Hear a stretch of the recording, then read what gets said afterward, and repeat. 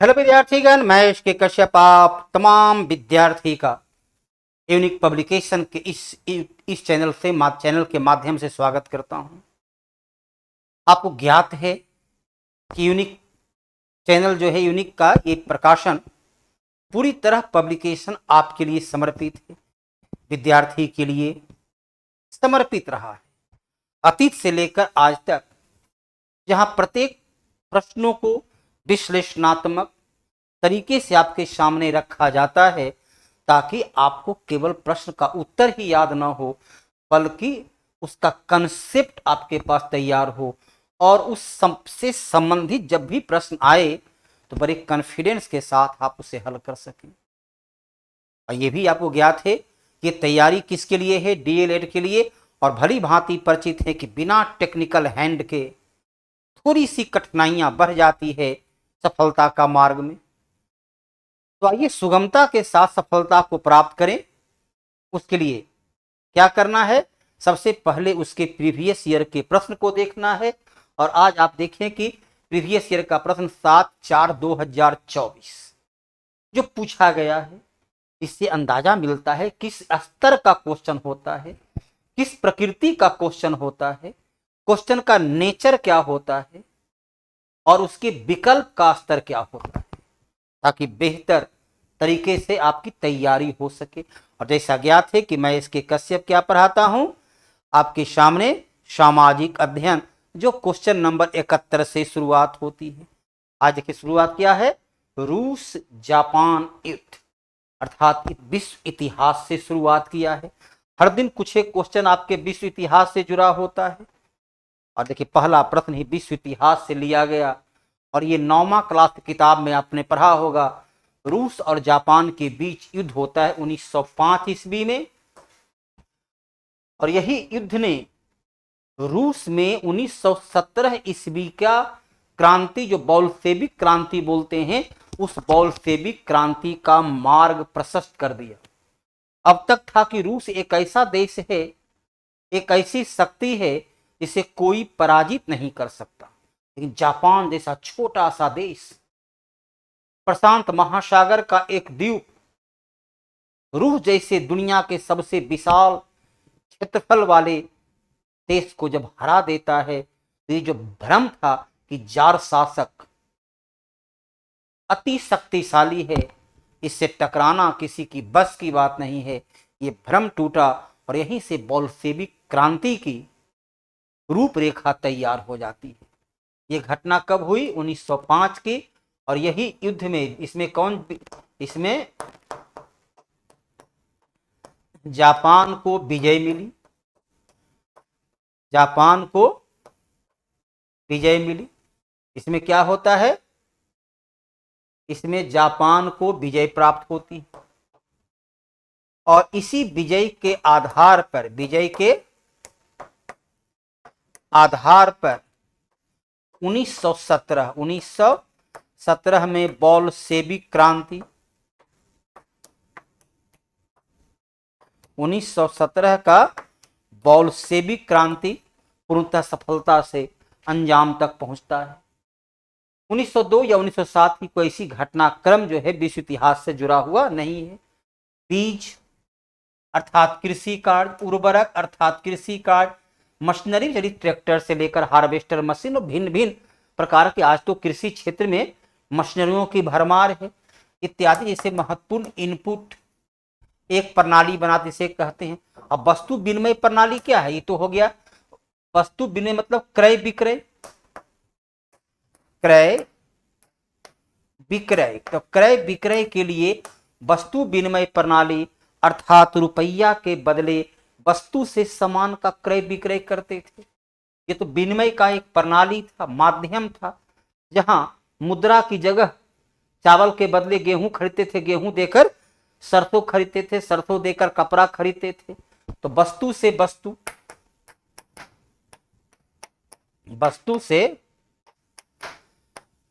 वस्तु की क्रय विक्रय होती थी। जल प्रणाली, अब जल प्रणाली तो ये पानी का निकासी का हो सकता है, नदी का प्रणाली का हो सकता है। फॉर्म, कृषि क्या बोलते हैं? कृषि फॉर्म, कृषि फॉर्म। तो फॉर्म प्रणाली है।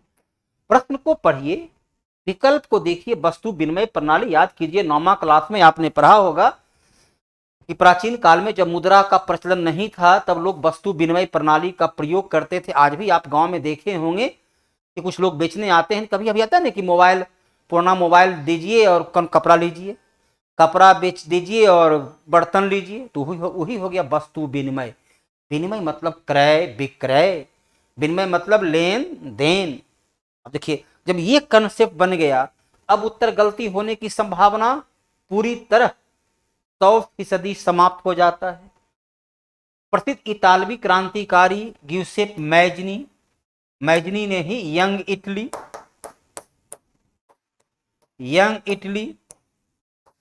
यंग यूरोप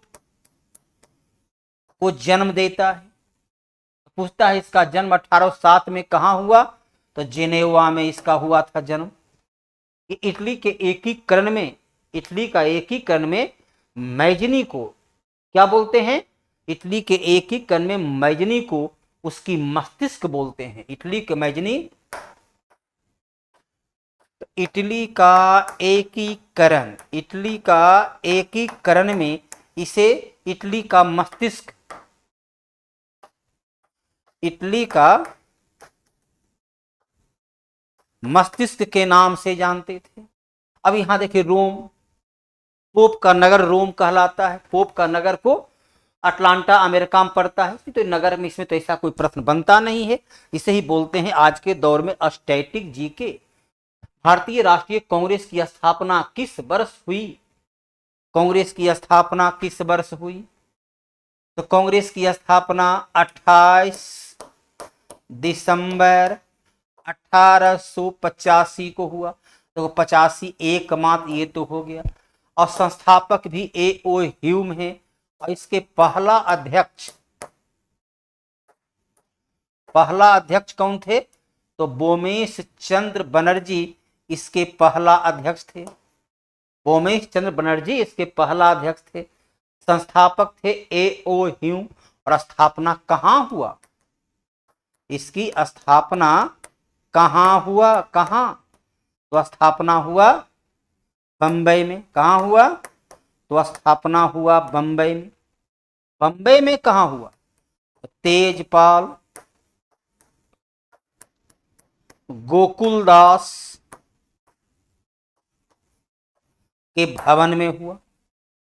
इसमें कुल कितने लोग उपस्थित हुए थे,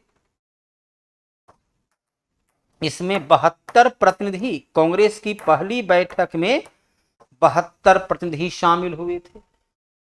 तो प्रश्न आएगा कांग्रेस का संस्थापक कौन था, A.O. ह्यूम। कब स्थापना हुआ, 1885। कहां हुआ, बंबई का गोकुलदास तेजपाल संस्कृत विद्यालय में। गोकुलदास तेजपाल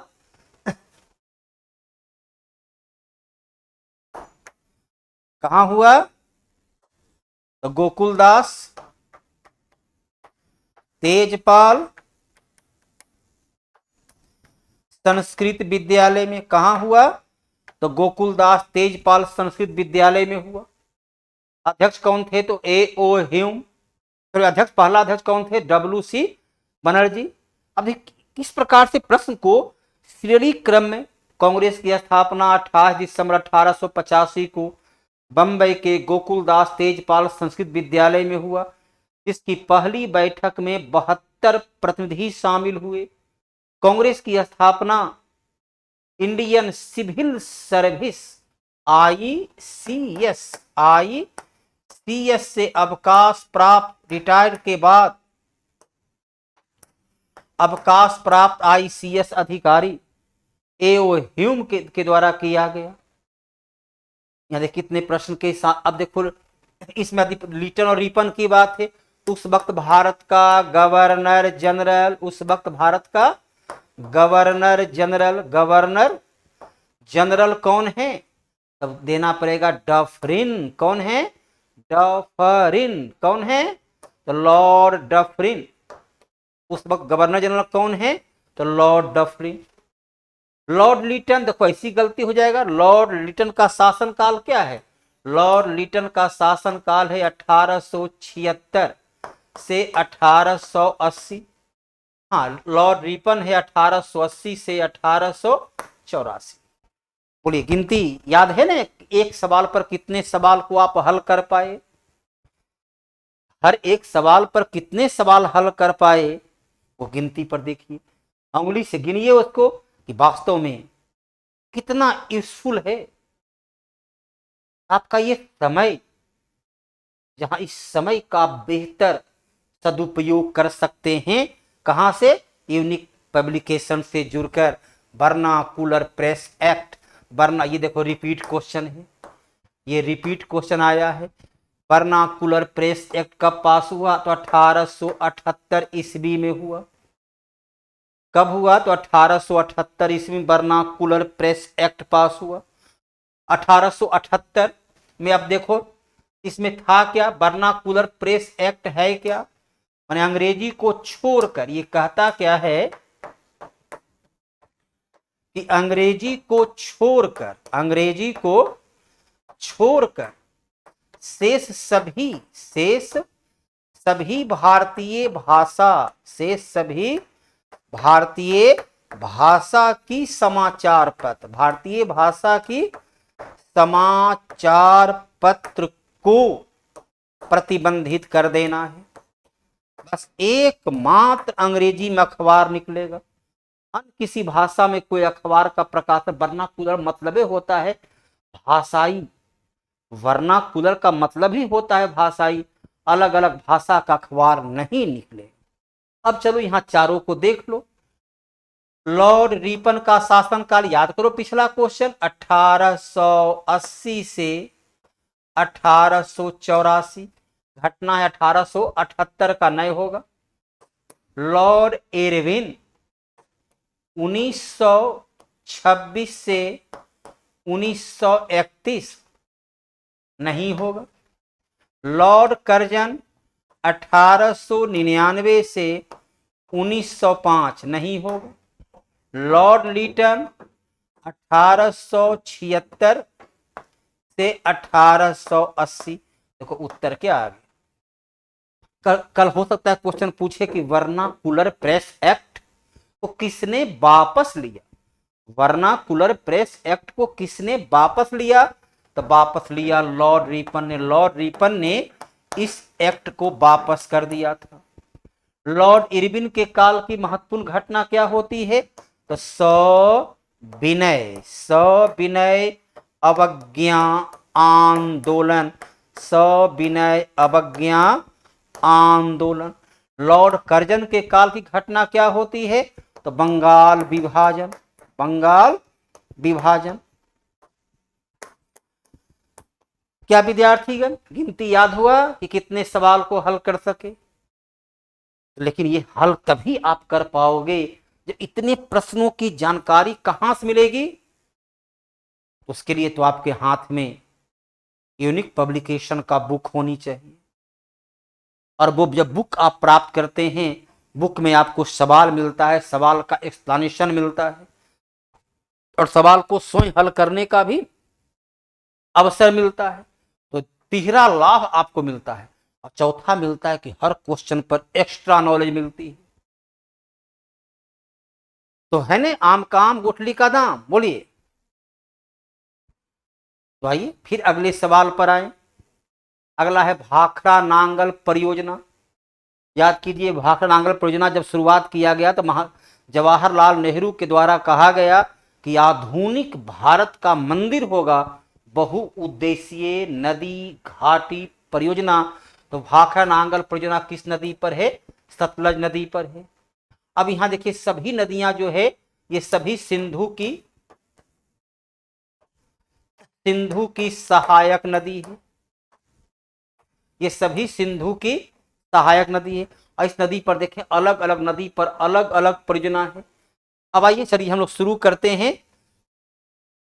चिनाब नदी पर बगलीहार परियोजना, चिनाब नदी पर बगलीहार परियोजना। चिनाब नदी पर झेलम पर तुलबुल परियोजना, झेलम पर तुलबुल परियोजना। व्यास नदी पर हरिके बांध, हरिके बांध और ब्यास परियोजना और ब्यास परियोजना। अब सभी नदी पर अलग अलग बांध होता है जिसका उद्देश्य की जिसको क्या बोलते हैं, उसको बोलते हैं बहुउद्देशीय नदी घाटी परियोजना। बहुउद्देशीय नदी घाटी परियोजना। बहुउद्देश्य, अब कौन कौन उद्देश्य, माने बहुत ज्यादा उद्देश्य है। सिंचाई, और उद्देश्य क्या है इसका, उद्देश्य देखो, पहला है सिंचाई का काम, दूसरा है बाढ़ नियंत्रण, दूसरा है बाढ़ नियंत्रण, तीसरा क्या है, बिजली का, पन बिजली का उत्पादन, है ना, पन बिजली का उत्पादन। चलिए कितनी साथ साथ उसमें मछली पालन से लेकर अन्य प्रकार का भी काम होता है। तो चारों नदी पर अलग अलग परियोजना के बारे में आपको जानकारी प्राप्त हो जाती है। एक निरूपक, निरूपक भिन्न क्या होता है, जब आप मानचित्र बनाते हो, जब आप मानचित्र बनाते हो, आप एटलस पर देखे हो, आप ग्लोब पर देखते हो, क्या होता है, तो संपूर्ण पृथ्वी का एक लघु रूप होता है। ग्लोब क्या है, पृथ्वी का लघुतम रूप होता है। अब पूरे पृथ्वी को उस पर दिखला दी जाती है, जाहिर सी बात है उसमें एक इकाई पर बहुत सारा, अब लिख दिया 1 सेंटीमीटर, तो हो सकता है उसमें 100 किलोमीटर की दूरी को 1 सेंटीमीटर के माध्यम से दिखलाया गया हो।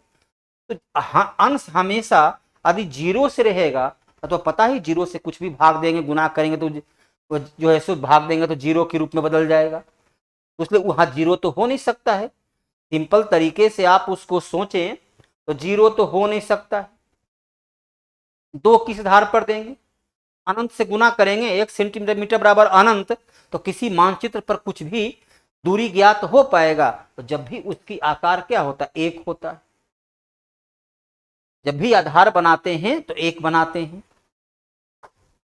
निम्नलिखित में कौन से उद्योग विदेशी प्रतिस्पर्धा से बुरी तरह प्रभावित हुआ।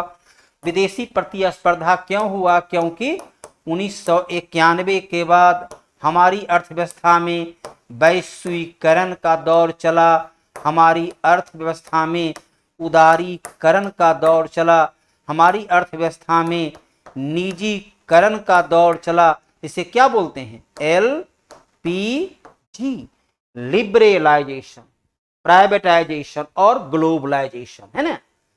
इसके जन्मदाता कौन है, इसके जन्मदाता 1991 में इसके जन्मदाता डॉक्टर मनमोहन सिंह, इसके जन्मदाता डॉक्टर मनमोहन सिंह को इसका जन्मदाता माना जाता है। अब देखो कपड़ा उद्योग में तो हम भारतीयों ने पूरे विश्व को चुनौती दिया। आज भी क्या है, सूती कपड़ा के उत्पादन में भारत विश्व का प्रथम स्थान पर है। भारत जो है विश्व का प्रथम स्थान पर सूती कपड़ा के उत्पादन में है। विश्व की कंपनियों के साथ हम लगातार संघर्ष कर रहे हैं। चमड़ा उद्योग, वाहन तो उद्योग पूरी तरह जो है, जितना भी आप देख रहे हैं, बाइक से लेकर कार तक, होंडा से लेकर होंडा तक, तो सभी देखो तो विदेशी मॉडल की कार भरी, विदेशी से हमें काफी लाभ हुआ। लेकिन डेयरी उद्योग जो हमारा किसान पर आधारित उद्योग था, उसमें कई कंपनियां, विश्व की कंपनियां आई, जिससे हमारी किसान को नुकसान पहुंचा। और आज भी देखो अमेरिका के साथ जो हमारा एग्रीमेंट नहीं हो रहा है, उसमें डेयरी ही सबसे महत्वपूर्ण है। अमेरिका कहता है कि हमारे डेयरी उत्पाद को, भारत के बाजार को खोल दिया जाए। अमेरिका में गाय भी मांस खाती है, मांसाहारी बना दिया गया है, और हम लोग गाय को, दूध को पवित्र मानते हैं ना। तो डेयरी उद्योग, NCERT बुक में इसका स्पष्ट उल्लेख किया है, डेयरी उद्योग को काफी क्षति पहुंची है। कौन सा खनिज चट्टान के अपघटन से बनता है, जिससे अपचित पदार्थ का अवशिष्ट द्रव्यमान निकलता है, जो सोना। तो सोना जो है यह तो प्रकृति में मुक्त रूप से पाया जाता है। सोना का अयस्क होता है, एकदम शुद्ध सोना पाया जाता है। सोना तो शुद्ध रूप में पाया जाता है। कोयला, कोयला का थोड़े कोई अयस्क होता है कि उसको तुम जो है सो शुद्ध करके बनाते हो कोयला। तो प्रकृति का अवसादी चट्टान के क्षेत्र में है। कोयला कैसा चट्टान है, तो कोयला अवसादी चट्टान है। कोयला कैसा चट्टान है, अवसादी, या इसको क्या लिख सकता है, परतदार चट्टान है। जिंक, जिंक तो आप खाद के क्षेत्र में देते तो आप बनाते हो, तो बॉक्साइट, जिससे क्या बनती है, एल्यूमिनियम। तो चट्टानों के टूटने, चट्टानों के अपक्षय से बनती है बॉक्साइट, जो एल्यूमिनियम तैयार होती है। क्योंकि पृथ्वी में आप पढ़ते हैं ना कि हमारी पृथ्वी की भू प्रॉपर्टी में 8.13% एल्यूमिनियम है। एल्यूमिनियम है, 8.13% एल्यूमिनियम पाया जाता है। और ये एल्यूमिनियम चट्टानी के रूप में वही धीरे टूटता है, तब एल्यूमिनियम अर्थात बॉक्साइट बनता है। विद्यार्थी इस बात को ध्यान रखें, यदि आप वास्तव में सफलता प्राप्त करना चाहते हैं, यदि आप चाहते हैं कि आपके लिए वो एक स्थान स्कूल में रिजर्व हो, आरक्षित सीट हो जहां आपका स्थान फिक्स है, तो सबसे पहले उसके लिए तैयारी, बेहतर मुकम्मल तैयारी होनी चाहिए। और प्रीवियस ईयर का क्वेश्चन, उसके बाद मॉडल क्वेश्चन। तो प्रीवियस ईयर के क्वेश्चन के लिए सबसे बेहतर, जिसमें एक्सप्लेनेशन तो है ही और आपको निःशुल्क वीडियो भी उपलब्ध है, ताकि कहीं यदि आपको प्रश्न में थोड़ा सा भी लगे कि चलो अरे इस विकल्प का क्या उत्तर हो सकता है, तो वो भी आपको जानकारी मिल जाती है। सरल, सार्थक, तार्किक आपको नॉलेज प्राप्त होता है। तो हाथ में यदि यूनिक का बुक हो, क्योंकि ऐसे भी कहा गया है बुक जो है सबसे वफादार दोस्त होता है, तो कभी गलत सुझाव नहीं देता है। तो यूनिक पब्लिकेशन का बुक आपके हाथ में हो, आप उसके माध्यम से सेट बनाइए, अपनी नॉलेज को ब्रीफ कीजिए, और उस नॉलेज के ब्रीफ के बाद एक्सप्लेनेशन के माध्यम से उसे और इतना रिच कर लेना है कि फिर आपके आगे पीछे कोई नहीं हो, कोई मुकाबला, कुछ क्या बोलते हैं, दूर दूर तक कोई मुकाबला करने वाला नहीं हो। चलिए, वन संरक्षण प्रबंधन के दृष्टिकोण से वन को वर्गीकृत किया गया। देखो ये भी जो है रिपीट क्वेश्चन है। वन को 3 भागों बांटा गया, कौन कौन? एक को कहा गया आरक्षित वन, दूसरा को क्या कहा गया, दूसरा को कहा गया संरक्षित वन या सुरक्षित वन कहिए। दूसरा को कहा गया सुरक्षित वन और तीसरा को कहा गया अवर्गीकृत, अवर्गीकृत वन। अब देखो इसको इस रूप में देखो, चलो ये हुआ, इसे बोलते हैं आरक्षित कोर सेक्टर, ये हुआ संरक्षित और ये हुआ अवर्गीकृत, ये हुआ आरक्षित, जिसमें किसी प्रकार की मानवीय हस्तक्षेप प्रतिबंधित होता है, कोई गतिविधियां नहीं होती, कोई पर्यटन नहीं होता है, कोई जो है सो लकड़ी का प्रयोग नहीं करना है। इसमें सीमित तौर पर मानवीय गतिविधियां होती है, सीमित तौर पर पर्यटन का व्यवस्था होता है, उसके लकड़ी को कृषि कार्य या अन्य कार्य में प्रयोग में लाते हैं। और ये आम क्षेत्र अवर्गीकृत, जो आपके गांव में घर में पेड़ पौधे हैं उसका क्षेत्र हो गया, तो 3 वर्ग हो गए। गुरुत्वाकर्षण के खिंचाव से उच्च ज्वार के दौरान समुद्र की पानी ऊपर उठने का कारण बनता है। देखो समुद्र के पानी का ऊपर उठना, सागर के जल का ऊपर उठना, सागर के जल का ऊपर उठना ज्वार कहलाता है। सागर के जल का ऊपर उठना ज्वार कहलाता है। क्या कहलाता है? सागर के जल का ऊपर उठना ज्वार, और सागर के जल का नीचे गिरना, नीचे गिरना भाटा कहलाता है। उसी को बोलते हैं ज्वार भाटा। ज्वार भाटा को देखो, एक होता है बृहत ज्वार भाटा, बृहत ज्वार भाटा कब आता है? जब सूर्य, चंद्रमा और पृथ्वी, सूर्य, चंद्रमा और पृथ्वी जब तीनों एक सीध में हो तब बृहत ज्वार भाटा उत्पन्न होती है। सागर के जल का ऊपर उठना ज्वार और नीचे गिरना भाटा, ऊपर उठना ज्वार, नीचे गिरना भाटा कहलाता है। बृहत ज्वार भाटा क्यों आता है? तो सूर्य, चंद्रमा का आकर्षण बल या गुरुत्वाकर्षण बल और पृथ्वी का घूर्णन गति या अपकेंद्रीय बल। तो यहां पर देखो क्या एकमात्र चंद्रमा दिया हुआ है। यदि रहता सूर्य तो थोड़ी सी मन पे संशय भी होती भी क्या उत्तर दें, सूर्य दें कि चंद्रमा दें। तो उसमें सूर्य और चंद्रमा का गुरुत्वाकर्षण बल, इसमें चंद्रमा का गुरुत्वाकर्षण बल सूर्य की तुलना में 1/6 गुना अधिक प्रभावशाली होता है। चंद्रमा का गुरुत्वाकर्षण बल सूर्य की तुलना में 1/6 गुना अधिक प्रभावशाली होता है, सूर्य और चंद्रमा का। लेकिन चंद्रमा जो है सूर्य की तुलना में 1/6 गुना अधिक प्रभावशाली होता है। शनि को क्या बोलते हैं? शनि को बलय वाला ग्रह, शनि को बलय वाला ग्रह कहते हैं। शुक्र को सबसे गर्म या तपता हुआ ग्रह कहते हैं। शुक्र को सुबह या शाम का तारा कहते हैं। चंद्रमा पृथ्वी का एकमात्र प्राकृतिक उपग्रह है। और प्लूटो को क्या बोलते हैं? बौना ग्रह। प्लूटो को बौना ग्रह।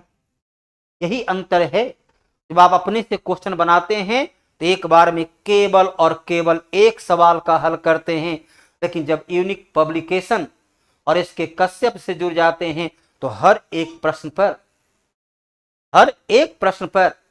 3, 4, 5, 6, 7, 8 तक क्वेश्चन को आप हल कर पाते हैं।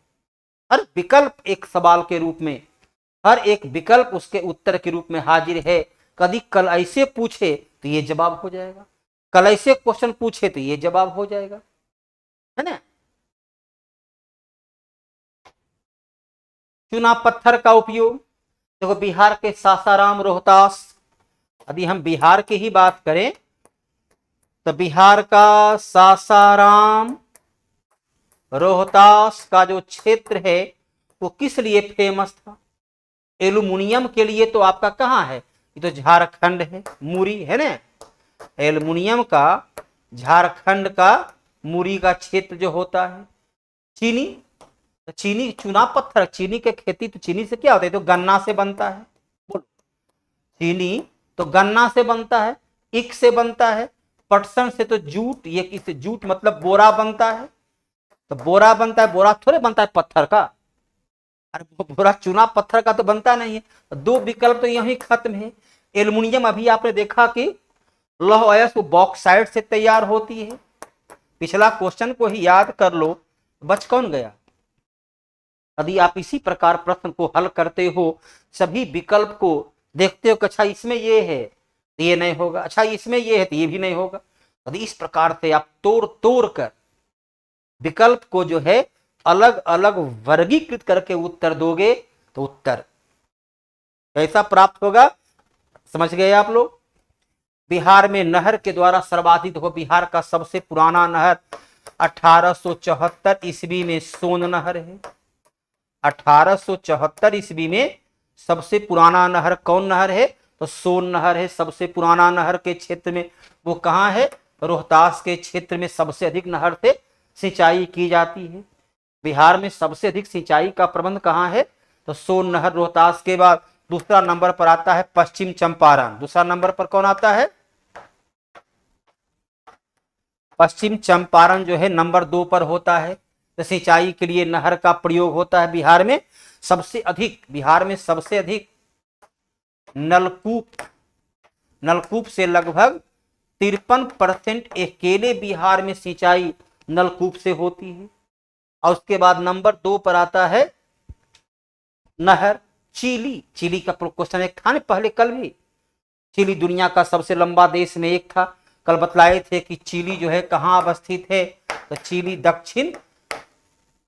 दक्षिण अमेरिका। चिली कहाँ है? तो दक्षिण अमेरिका महाद्वीप का एक देश है जो लगभग 4300 किलोमीटर लंबा है। प्रीवियस ईयर क्वेश्चन में निकालिएगा, बीते हुए क्वेश्चन में चिली पर क्वेश्चन था।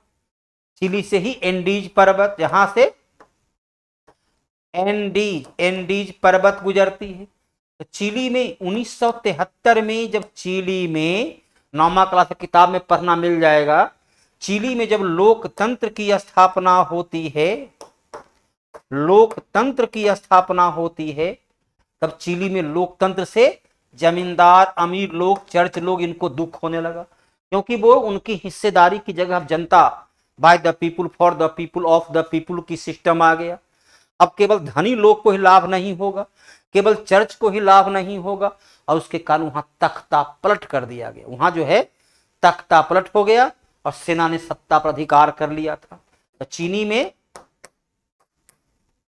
तख्ता पलट कर दिया गया, क्योंकि इन लोगों की काली कमाई, इन लोगों की काली कमाई पर लोकतंत्र में नियंत्रण स्थापित कर दिया गया था। भारत का निर्वाचन क्षेत्र आपको पता है कि लोकसभा में 543 स्थान है। यदि हम बिहार की बात करें तो बिहार में लोकसभा में 40 स्थान है, तो विधानसभा में 243 स्थान है। अलग अलग देखो, यूपी में लोकसभा में 80 स्थान। नंबर 2 पर आइए, महाराष्ट्र में 48 स्थान है। नंबर 3 आइए वेस्ट बंगाल, तो वेस्ट बंगाल में 42 स्थान है। नंबर 4 बिहार में आइए, तो बिहार में 40 स्थान है, बिहार में 40 स्थान है। आइए नंबर 5 तमिलनाडु में 39 स्थान है। नंबर 6 आइए मध्य प्रदेश में, तो 29 स्थान है। अलग अलग जगह। अब आपको पता है कि क्षेत्रफल में मध्य प्रदेश जो है नंबर 1 है। यदि हम क्षेत्रफल पर देखें तो क्षेत्रफल में मध्य प्रदेश नंबर 1 है, बिहार नंबर 13 पर है। तो स्पष्ट है कि क्षेत्रफल पर तो होगा नहीं। जनप्रतिनिधि की इच्छा तो फिर by the people, for the people कहाँ रहा? जब प्रतिनिधि का चुने गए एमपी एमएलए का ही मनमर्जी होगा तो ये होगा नहीं। तो जनसंख्या पर आधारित, तो उत्तर प्रदेश की जनसंख्या लगभग 20 करोड़ है ना? तो जनसंख्या पर आधारित है। जिस जिला राज्य की जितनी जनसंख्या है उसमें उसी के आधार पर सीटों का आवंटन किया गया है। भारत की संघ सरकार का प्रमुख कौन होता है? याद कीजिए, क्वेश्चन आपका था राज्य सरकार का प्रमुख कौन होता है? तो राज्य सरकार का राज्यपाल। तो संघ सरकार का क्या होगा? इसे भी संविधान का याद करो। अनुच्छेद 53 कहता है कि संघ की कार्यपालिका शक्ति, संघ की कार्यपालिका शक्ति राष्ट्रपति में अंतर्निहित होगी। अनुच्छेद 74 कहता है राष्ट्रपति अपनी सलाह के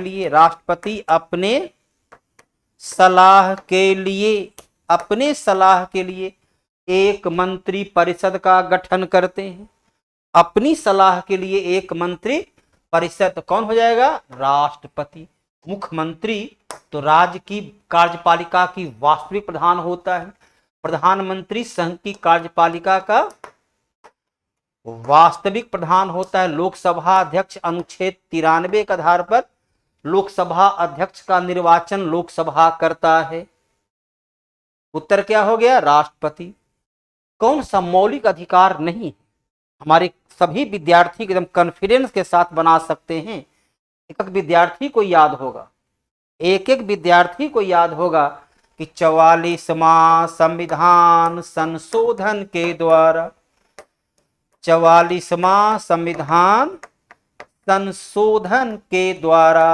1978 में संपत्ति के मौलिक अधिकार को मौलिक अधिकार से अलग कर, संपत्ति के मौलिक अधिकार को मौलिक अधिकार से अलग कर उसे विधिक अधिकार के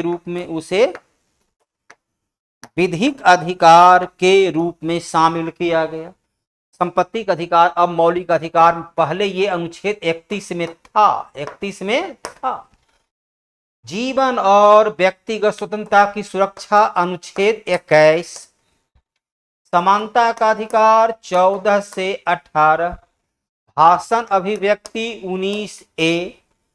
ये सभी मौलिक अधिकार है, लेकिन संपत्ति का अधिकार आज की तारीख में मौलिक अधिकार नहीं रहा है ना। निम्नलिखित में कौन संघीय राज की विशेषता नहीं है? संघीय राज, विद्यार्थी एक चीज गौर किए कि हर सेट में, जितना भी आप डीएलएड का सेट देख रहे हैं 2025 से 2024 में, तो हर सेट में लोकतंत्र से, संघ सरकार से एक से अधिक प्रश्न हर दिन है। इससे अंदाजा लगता है ना कि हमें भविष्य में लोकतंत्र के लिए बेहतर तैयारी करनी होगी।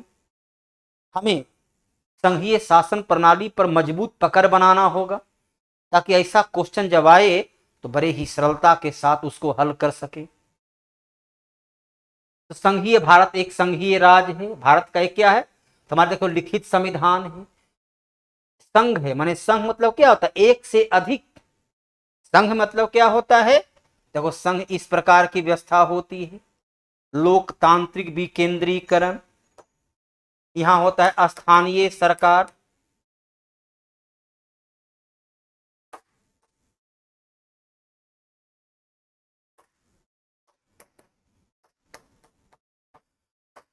स्थानीय सरकार, यहां हुआ राज्य सरकार, यहां हुआ केंद्र सरकार। तो सरकार का ये तीन रूप होता है। अब लिखित संविधान होगा तब तो शक्ति का विभाजन होगा कि भाई आपके पास होता है। देखो हमारे पास क्या यहां है? संघ सूची, फिर है राज सूची, और तीसरा क्या होता है? समवर्ती सूची। अर्थात ये भी है। सर्वोच्च न्यायालय यदि रहेगा तब तो वह देखेगा कि यदि कहीं दोनों में गलती है, कोई गलती किया तो उसको न्याय दे पाएगा। लेकिन यदि एक कहरी व्यवस्था है, मतलब एक जगह शासन। टीका राय संघ मतलब संघ किसको कहते हैं? विद्यार्थी का संघ, कर्मचारी का संघ। संघ में अलग अलग लोग होते हैं, कहता एक कहरा। एक कहरा और संघ दोनों का दो विपरीत धुरी का विषय है। यही कंसेप्ट होनी चाहिए, यही समझ को विकास करना है। और ये समझ के विकास में यूनिक पब्लिकेशन आपके साथ कंधे से कंधे मिलाकर चल रहा है, हर समय आपके साथ है। आप आइए, जुड़िए और लाभ प्राप्त कीजिए। लोकतंत्र की सफलता का मूल्यांकन, तो फिर लोकतंत्र पर क्वेश्चन है। लोकतंत्र सफल है, लोकतंत्र यदि मूर्खों का शासन है, ऐसे अरस्तु बोला है। लोकतंत्र के जनक जो हैं अरस्तु, इसे मूर्खों का शासन कहते हैं। लेकिन आज तो क्या है? दुनिया का सबसे लोकप्रिय शासन प्रणाली, by the people, for the people, of the people. लोकतंत्र में समय और धन का, लोकतंत्र में तो सब लोग मिलकर काम करते हैं, आपसी सहयोग से काम होता है, सहमति से काम होता है। निर्णय में देरी होती है लेकिन निर्णय सही होता है। लोकतंत्र ऐसा कोई जरूरी है कि अब इंग्लैंड भी लोकतंत्र है, कहां विविधता है? सब अंग्रेजी भाषी बोलते हैं, सब ईसाई समुदाय के लोग हैं। भारत जैसे देश में विविधता है। लोकतंत्र एक शासन का उत्तरदायी, क्योंकि इसमें by the people, for the people, of the people, यह जनता के प्रति उत्तरदायी शासन होता है। यदि सरकार जनता के अनुकूल काम नहीं करती है, जनता उनको पद से हटा सकता है। इसलिए सबसे महत्वपूर्ण और अंतिम सवाल जो है, कहता है महिलाओं को सार्वजनिक गतिविधि में भाग लेने की अनुमति नहीं देता है। अल्पसंख्यक धर्म की कोई स्वतंत्रता नहीं है। वो देश है सऊदी अरब। वो देश कौन है? सऊदी अरब। म्यांमार में क्या है? म्यांमार में तो तख्ता पलट किया हुआ है, सेना वहां सत्ता पर अधिकार किया हुआ है। घाना, ये अफ्रीका महादेश का, घाना अफ्रीका महादेश का, अफ्रीका का पहला देश था, अफ्रीका का पहला देश जहां लोकतंत्र की स्थापना हुई। लोकतंत्र की, पोलैंड, यूरोप में, यहां लोकतंत्र की जड़ काफी मजबूत है।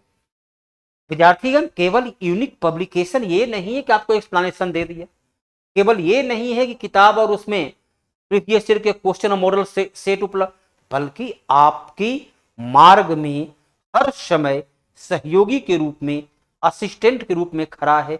आइए यूनिक टेस्ट पास से जुड़ करके अपने को देखिए कि मैं कहाँ हूं, कितना अंक हमें आता है, ताकि आपकी तैयारी होती है। और इसके लिए क्या करना है?